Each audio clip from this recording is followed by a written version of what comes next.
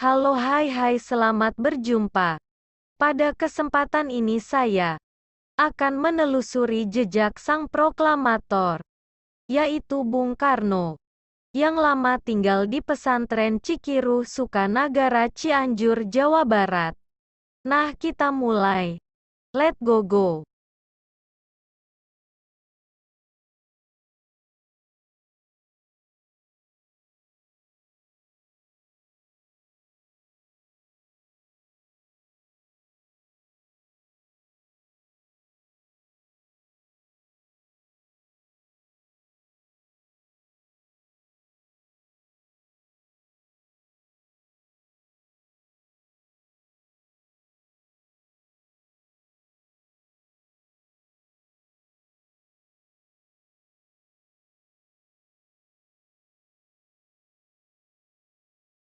Nah sahabat, ini adalah lokasi yang kita tuju.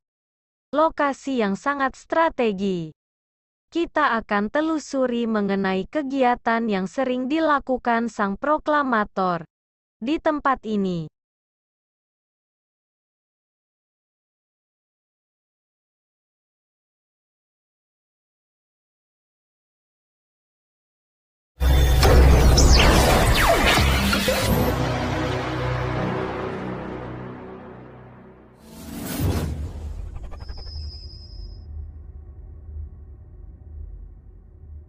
Setiap tanggal 17 Agustus selalu menjadi hari istimewa juga penting bagi Pondok Pesantren Al-Basyariah.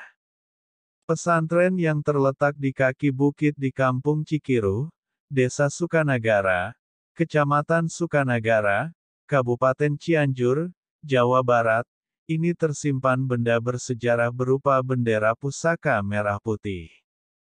Bahkan, bendera ini konon sudah ada sebelum bendera pusaka yang selama ini dikenal publik dan dijahit Fatmawati, istri Presiden Republik Indonesia pertama Soekarno. Soekarno sendiri memiliki cerita tersendiri dengan pesantren yang didirikan oleh Kiai Haji Ahmad Basyari pada tahun 1911 ini. Kiai Ahmad yang berasal dari Jombang, Jawa Timur, merupakan murid langsung Kiai Haji Hashim Asy'ari, pendiri Nahdlatul Ulama. Untuk menggali lebih jauh sejarah bendera pusaka Sang Merah Putih itu, kami pun mengunjungi Pondok Pesantren Al-Basyariah dan bertemu langsung salah satu anggota keluarga pendiri pesantren. Pria parubaya itu pun membeberkan ihwal keberadaan bendera pusaka yang kini masih tersimpan rapi di dalam sebuah kotak kayu jati.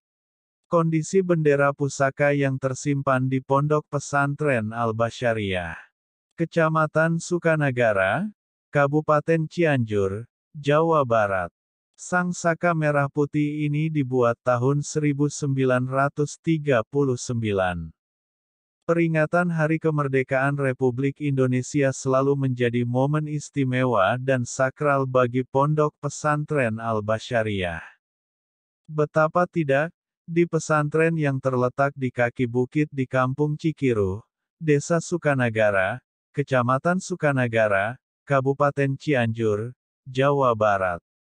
Ini tersimpan benda bersejarah berupa bendera pusaka merah putih.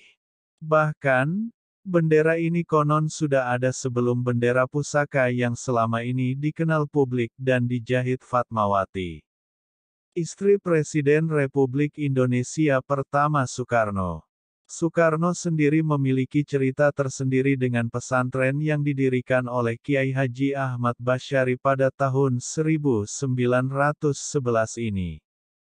Kiai Ahmad yang berasal dari Jombang, Jawa Timur, merupakan murid langsung Kiai Haji Hashim Asy'ari, pendiri Nahdlatul Ulama.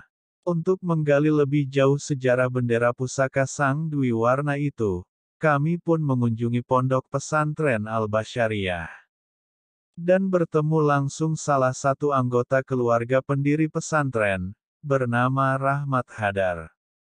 Pria parubaya itu pun membeberkan ihwal keberadaan bendera pusaka yang kini masih tersimpan rapi di dalam sebuah kotak kayu jati. Rahmat menyebutkan, Keberadaan bendera pusaka ini tidak terlepas dari sosok Soekarno yang sering mengunjungi pesantren yang juga dikenal dengan nama pesantren Cikiru ini. Dalam rentang waktu 10 tahun, sang proklamator sering mendatangi pesantren ini. Pria yang akrab disapa Bung Karno ini pertama kali berkunjung ke pesantren Al-Basyariah tahun 1930 bersama istrinya, Fatmawati. Dalam rentang waktu itu, beliau kadang ke sini sendiri hanya ditemani ajudannya.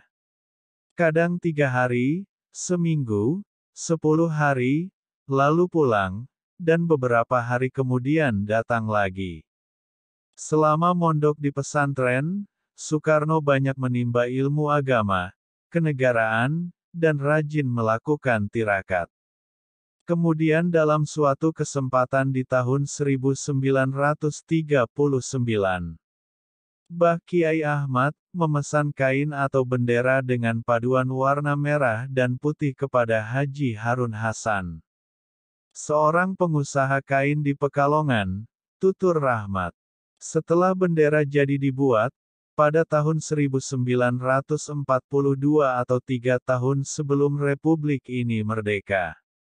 Untuk pertama kalinya bendera itu dikibarkan di lingkungan pesantren di hadapan Soekarno dan para santri. Nah, begitu hasil kunjungan saya di pesantren Cikiru Sukanagara. Dan di video yang akan datang saya akan mengungkap mengapa Bung Karno sampai bisa berada di pesantren ini. Nantikan di channel ini. Jangan lupa like, komen, share, dan subscribe ya. Terima kasih.